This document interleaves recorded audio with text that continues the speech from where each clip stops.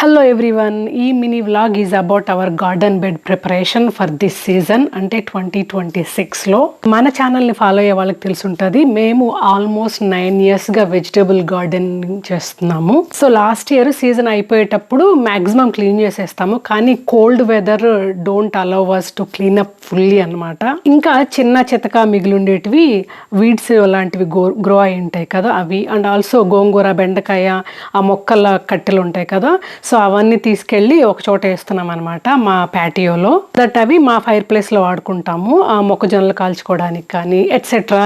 Evening చిల్లీగా ఉంటుంది కదా, and స్ప్రింగ్లో కానీ ఫాల్లో కానీ, సో కొంచెం ఫైర్ ప్లేస్లో చాలా బాగుంటుంది. సో అందుకని అవి అలాగా అట్టే పెడతామన్నమాట. ఫైర్ ప్లేస్ అంటే ఇంట్లో ఉండేది కదండి, బయట ఉండే ఫైర్ పిట్ గురించి మాట్లాడుతున్నాను. ఆల్సో ఇయర్ ఆఫ్టర్ ఇయర్ పుదీనా మాత్రం నెవర్ డిసప్పాయింట్ అస్ అనమాట.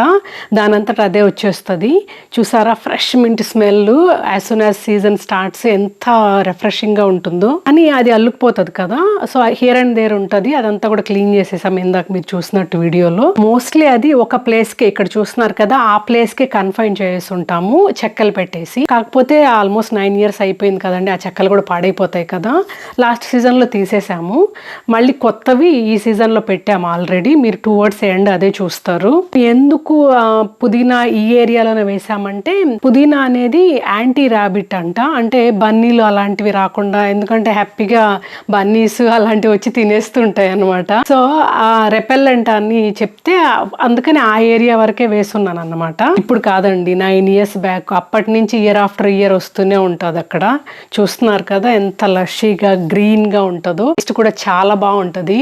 ఇంకా మన గార్డెన్ బెడ్ ఆర్గానిక్ మింట్ కదా, ఆల్రెడీ 1-2 సార్లు మింట్ చట్నీ కూడా చేశాను, చాలా టేస్టీగా ఉంటుంది. నెక్స్ట్ వీడియోలో పెట్టడానికి ట్రై చేస్తాను. సో గార్డెన్ బెడ్ క్లీన్ చేసేసాక ఏరేషన్ లాగా చేస్తారనమాట. రేక్ చేస్తారు మా వారు. రేక్ చేసి ఒక 2-3 days అలాగే వదిలేస్తారు. కానీ ఈసారి మాత్రం గ్యాప్ చాలా ఎక్కువే వచ్చింది, ఎందుకంటే వెదర్ మాకు ఇంకా చాలా చల్లగా ఉంది అందువల్ల.